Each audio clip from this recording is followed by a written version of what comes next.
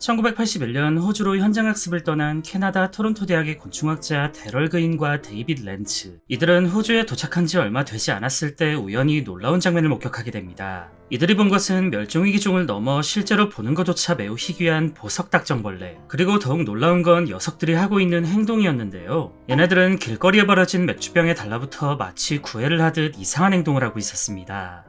그인과 렌츠는 곤충학자답게 이 장면을 보곤 그냥 지나칠 수 없었는데, 이들은 보석딱정벌레가 대체 왜 이런 행동을 하는지 세심히 연구하기 시작했고, 그로부터 며칠 뒤 끔찍한 사실을 알아냈습니다.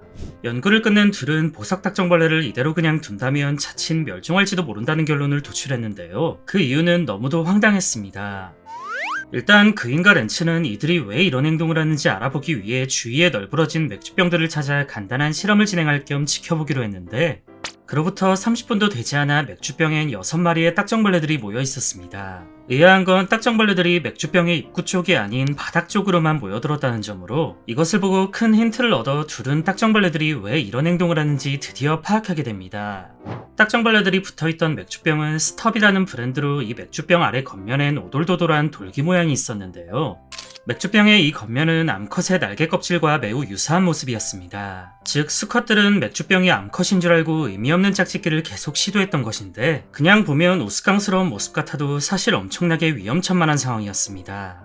수컷들에게 있어 이 행동은 단순한 뻘짓을 넘어 죽음으로까지 몰고 가는 행동이며, 얘네들은 짝짓기 할 때 생각보다 체력 소모가 심해서 계속 맥주병의 이상한 짓을 반복하다간 탈진이나 죽음으로 이어질 수 있습니다. 가뜩이나 멸종위기종이라 개체수가 얼마 남지 않은 상황에서 맥주병의 헛짓거리를 반복하다간 그나마 남아있던 개체마저 번식을 못하고 죽을 위기였는데요. 실제로 맥주병에게 짝짓기를 시도하다 탈진한 몇몇 개체들은 개미 같은 천적들에게 그 자리에서 잡아먹히기도 했습니다. 보석딱정벌레의 슬픈 헛짓거리가 알려지자 결국 호주 정부가 직접 나서서 녀석들을 보호하기로 했는데요. 호주 정부는 해당 맥주회사와 직접 소통하여 보석딱정벌레를 보호하기 위한 새로운 디자인을 고안했습니다. 그렇게 멸종위기종을 보호하기 위해 국가 차원에서 힘써준 결과 보석딱정벌레는 한시름 놓을 수 있었는데, 생물학자들은 이 같은 현상을 진화의 덫이라고 표현하곤 합니다. 진화의 덫이란 인간에 의한 환경 변화로 야생동물들의 서식 환경이 변하는 현상으로 흔히 바다거북을 예로 들 수 있는데요. 바다거북은 알에서 부화하여 죽으림을 다해 바다로 기어간 뒤 그곳에서 해류를 타고 포식자가 적은 대양으로 가 비교적 안전한 어린 시절을 견디며 성장하도록 진화했습니다.